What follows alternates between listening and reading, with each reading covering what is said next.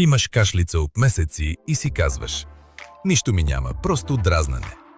Това е едно от най-опасните вярвания, които чувам от пушачи и хора, живеещи в градовете.